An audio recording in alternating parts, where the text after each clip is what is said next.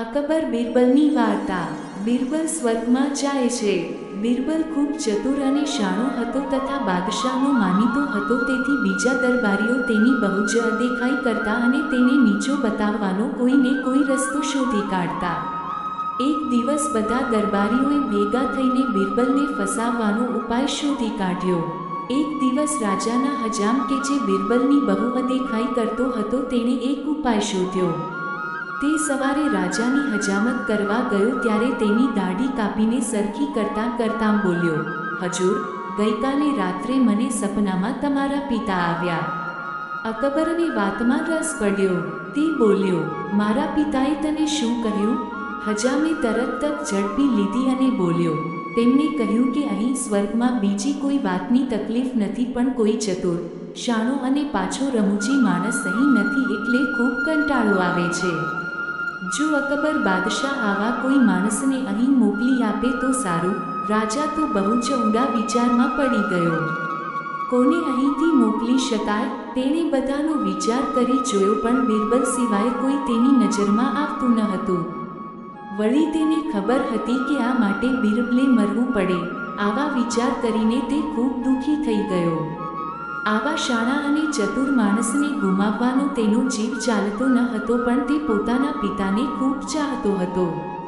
છેવટે તેણે પોતાના મનને મજબૂત કરીને બિરબલને સ્વર્ગમાં મોકલવાનું નક્કી કર્યું। તેણે બિરબલને બોલાવ્યો અને કહ્યું, બિરબલ, હું માનું છું કે તું મને ખૂબ ચાહે છે અને મારા માટે તું કોઈ પણ વસ્તુનો ભોગ આપવા તૈયાર છે, ખરું ને? બિરબલે રાજા શું કહે છે તે સમજવા પ્રયત્ન કર્યો, પણ તે સમજી ના શક્યો। તેણે કહ્યું, હા, નામદાર। રાજા બોલ્યો, બિરબલ, તારે મારા વહાલા પિતાને સાથ આપવા સ્વર્ગમાં જવું પડશે। ત્યાં તેમને ખૂબ એકલું લાગે છે। બિરબલ સમજી ગયો કે આ તેને ફસાવવાનું અને મારી નખાવવાનું કોઈનું કાવતરું છે। તેણે નમ્રતાથી કહ્યું, જહાંપનાહ, હું આપ કહો તેમ કરવા તૈયાર છું, પણ મારે સ્વર્ગમાં જવાની તૈયારી કરવા થોડો સમય જોઈશે। અકબર તો રાજી થઈ ગયો। તે બોલ્યો, જરૂર, તું મારું આટલું મોટું કામ કરવા તૈયાર થયો છે તો હું તને તૈયારી માટે 1 અઠવાડિયાનો સમય આપું છું। હવે બિરબલને ચિંતા થવા લાગી। તેને ખબર પડી ગઈ કે કોઈએ બહુ વિચારીને કાવતરું બનાવ્યું છે અને પોતે તેમાંથી છટકી શકે તેમ નથી। તેણે તો બહુ જ વિચાર કર્યો અને છેવટે તેને ઉપાય મળી ગયો। તેણે પોતાના ઘર પાસે એક ઊંડો ખાડો ખોદ્યો જે તેની પોતાની કબર તરીકે કામ લાગી શકે, અને તેમાંથી એક ઊંડું બોનિયરું બનાવ્યું જેનો બીજો છેડો તેના ઘરના એક રૂમમાં ખુલતું હતું। આટલું કર્યા પછી તે દરબારમાં રાજા પાસે ગયો અને બોલ્યો, હજૂર, હવે હું સ્વર્ગમાં જવા તૈયાર છું, પણ મારી 2 શરતો છે। અકબર તો બિરબલની સ્વર્ગમાં જવાની વાતથી જ એટલો ખુશ થઈ ગયો કે તેને ખ્યાલ ના આવ્યો કે બિરબલ કોઈ વિચિત્ર શરતો પણ મૂકી શકે છે। તેણે પૂછ્યું, તારી કઈ 2 શરતો છે? મને જલ્દી કહે, જેથી તું ઝડપથી સ્વર્ગમાં જઈ શકે અને મારા પિતાની ઈચ્છા પૂરી કરી શકે। બિરબલે કહ્યું, નામદાર, પહેલી શરત છે કે મને મારા ઘર પાસે જ દફનાવવામાં આવે, અને બીજી શરત છે કે મને જીવતો દફનાવવામાં આવે, જેથી હું સ્વર્ગમાં જીવતો જ જઈ શકું અને તમારા પિતાજીને આનંદથી સાથ આપી શકું। અકબરને આ શરતો વ્યાજબી લાગી। બીજે દિવસે બિરબલને તેના ઘર પાસે ખાડામાં જીવતો દાટવામાં આવ્યો। અલબત્ત, તે બોનિયરા વાટે પોતાના ઘેર પહોંચી ગયો।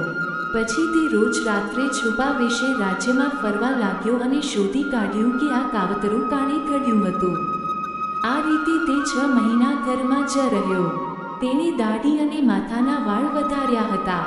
6 મહિના પછી તે ખૂબ વધી ગયેલા વેરવિખેર વાળ અને લાંબી, ઠેકાણા વગરની દાઢી સાથે બહાર નીકળી રાજાના દરબારમાં પહોંચ્યો। તેને કોઈ ઓળખી ના શક્યું। માંડ માંડ તે પરવાનગી મેળવી અંદર દાખલ થયો। તેણે રાજાને પોતાની ઓળખાણ આપી। આ જોતાં જ રાજા બૂમ પાડી બોલી ઉઠ્યો, બિરબલ, તું ક્યાંથી આવ્યો? તું તો સ્વર્ગમાં ગયો હતો ને? બિરબલ બોલ્યો, નામદાર, હું અત્યાર સુધી તમારા પિતાજી સાથે જ હતો। મેં તેમની સાથે સરસ રીતે સમય વિતાવ્યો। તે મારી સેવાથી બહુ જ ખુશ થયા અને અહીં આવવાની ખાસ રજા આપી। અકબરને પોતાના પિતા વિશે જાણવાની ખૂબ તાલાવેલી હતી. તે બોલ્યો, તેમણે મારા માટે કાની સંદેશો મોકલ્યો છે? બિરબલ બોલ્યો, હા જહાંપનાહ, તેમણે કહ્યું કે બહુ ઓછા હજામો સ્વર્ગમાં જઈ શકે છે. તમે મારી વધી ગયેલી દાઢી અને ખરાબ થઈ ગયેલા વાળ જોઈને સમજી જ જશો કે ત્યાં હજામની કેટલી તકલીફ છે. આથી તેમણે કહ્યું છે, અકબરની હજામત કરતો હોય તે હજામને તાત્કાલિક જો સ્વર્ગમાં મોકલો તો સારું. આ કામ કરશો તો જ તમારા પિતાની તકલીફ દૂર થશે. અકબર બધું સમજી ગયો. તેણે બિરબલની ચતુરાઈ અને સમજણના ખૂબ વખાણ કર્યા. અનેક કિંમતી ભેટ સોગાદો આપી અને હજામને બોલાવી, તેનો ગુનો કબૂલ કરાવી, સખત શિક્ષા કરી.